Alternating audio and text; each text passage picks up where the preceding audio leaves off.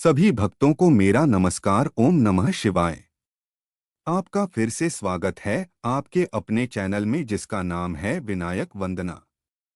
पुरुष और महिलाएं जरूर करें, इन 11 वस्तुओं का दान, पितृ हो जाएंगे खुश। पितृपक्ष में पितरों की आत्मा की शांति के लिए पिंडदान, तर्पण या श्राद्ध किया जाता है, जिससे पितृ प्रसन्न होते हैं और परिवार के लिए सुख समृद्धि का आशीर्वाद देकर बैकुंठ चले जाते हैं। वहीं अगर जिनके घर में पुरुष नहीं है और किसी कारण महिलाएं भी गया जाकर पिंडदान नहीं कर सकती है, तो वे पितरों को प्रसन्न करने के लिए कुछ वस्तुएं अगर गरीब या ब्राह्मण को दान कर दें, तो पितरी के आशीर्वाद से घर में आर्थिक स्थिति अच्छी रहेगी, परिवार में खुशी का माहौल बना रहेगा, संपत्ति वश में बढ़ोतरी होगी। पितृपक्ष में 11 वस्तुओं का दान जरूर करना चाहिए, इससे पितृ प्रसन्न हो जाते हैं। फिर आपके परिवार में किसी भी चीज की कमी नहीं होगी। पितृ जब नाराज रहते हैं तो परिवार में कलह, बीमारी, धन हानि, वित्तीय संकट, संतान का अभाव होता है।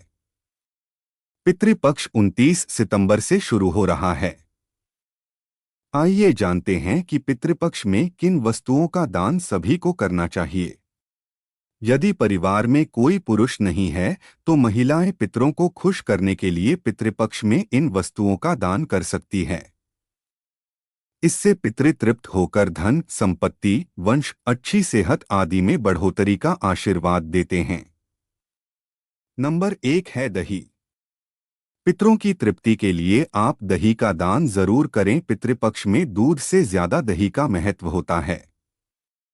दूध कच्चा होता है जबकि दही पक्के दूध से बनाते हैं और वह जमा हुआ होता है। पितरों को दही प्रिय है, दही स्थिर और जमा होता है। पितरों को इसलिए दही दान करते हैं ताकि हमारे जीवन में स्थिरता रहे। ऐसा करने से घर में हमेशा शांति बनी रहती है और संतान के जीवन में भी हमेशा खुशियां बनी रहती है। नंबर 2 सफेद मिठाई। पितृपक्ष में सफेद मिठाई का दान पाकर पितृ खुश हो जाते हैं। प्रेम मंजरी में लिखा है कि मृत्यु के बाद व्यक्ति प्रेत भाव में होता है और वह अंधकार में रहता है। इस भाव में वह अपने वंश को प्रताड़ित या परेशान ना करें, इसलिए उनके लिए सफेद मिठाई का दान करते हैं। पितरों को सफेद वस्तुएं दान करते हैं। श्वेत रंग सकारात्मक का प्रतीक है, जिससे भी पितृ प्रसन्न होते हैं। नंबर 3 पान। पितरों की कृपा प्राप्ति के लिए पितृपक्ष में उनको लगा हुआ पान दान करना चाहिए। लगा हुआ पान का मतलब पान के बीड़े से हैं। जब आप पान दान करते हैं तो घर में संपत्ति की वृद्धि होती है और जीवन में कभी भी पैसे की कमी नहीं होगी। नंबर 4 श्राद्ध पक्ष में पितरों के निमित्त सरसों के तेल का दीपक जलाना चाहिए। इससे पितृ संतुष्ट हो जाते हैं। इन 15 दिनों में सरसों और चमेली के तेल का दान करने से घर में धन संपत्ति की समस्या दूर हो जाती है। नंबर 5 पितृपक्ष में नमक का करें दान। पितृपक्ष के दौरान आप सफेद नमक का भी दान कर सकते हैं। सफेद नमक के दान करने से पितृ प्रसन्न होते हैं और कुंडली में पितृ दोष भी समाप्त हो जाता है। नंबर 6 केला। पितरों को खुश करने के लिए पितृपक्ष में पक्के हुए केले का दान करना चाहिए। केला एक सदाबहार फल है और वह भगवान विष्णु को प्रिय है। विष्णु कृपा प्राप्ति के लिए केले के पौधे की पूजा भी होती है। भगवान विष्णु बैकुंठ धाम के मालिक हैं और मोक्ष प्रदान करने वाले हैं। पितृ केले का दान पाकर प्रसन्न हो उठते हैं और आशीर्वाद देकर अपने वंश को धन्य करते हैं। नंबर 7 जूते चप्पल का दान। पूर्वजों के निवृत्त और उनकी आत्मा शांति हेतु जूते या चप्पलों का दान करने से पितृ प्रसन्न होते हैं। मान्यताओं के अनुसार ऐसा करने से घर में सुख शांति और खुशहाली आती है। शनि और राहु दोष भी समाप्त हो जाता है। नंबर 8 वस्त्रदान। जिसे भी भोजन कराया जा रहा है उसे जूते चप्पल के अलावा वस्त्रों का दान भी करना चाहिए। वस्त्रदान में धोती, टोपी या उत्तरीय या गमछा दिया जाता है। कहते हैं कि पितृ अपने वंशजों से वस्त्र की भी कामना करते हैं। नंबर 9, छाता दान। श्राद्ध कर्म में और मनुष्य की मृत्यु के बाद 11वें दिन और शयदान में छाता और जूता दान करने की प्रथा है। मानता है कि यम मार्ग में पितरों की छाते से ग्रीष्म के ताप और वर्षा से रक्षा होती है। यह भी कहा जाता है कि इससे पितरों की छत्रछाया बनी रहती है। नंबर 10, धान्य दान।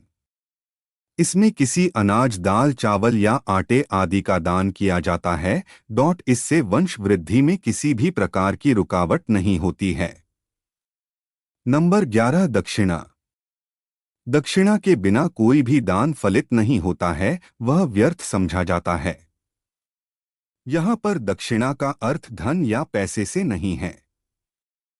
दक्षिणा में आप अपने पितरों के लिए कोई पात्र यानी बर्तन जैसे कटोरा, लोटा, थाली आदि दान कर सकते हैं।